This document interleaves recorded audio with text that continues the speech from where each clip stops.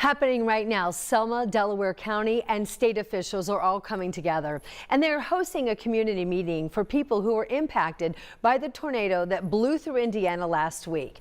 Our Anna Chalker is live tonight at Selma Elementary School where that meeting is underway. And Anna, what can we expect from this meeting tonight? The component is that search and rescue operation.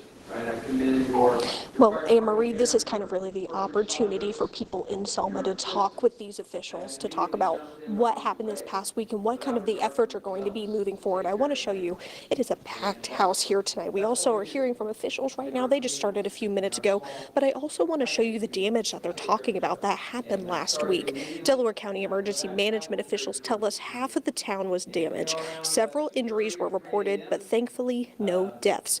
Now tonight's meeting is to discuss what happened, answer any questions, and help the residents move forward. Officials say even though this storm has passed, there's still a long road to recovery.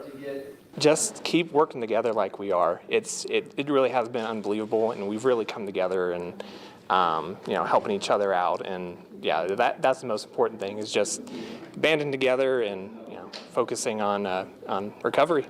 And what is frustrating? And we've asked for patience.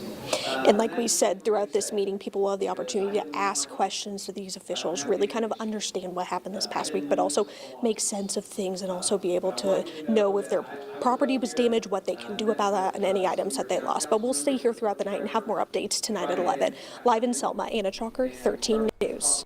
Anna, thank you.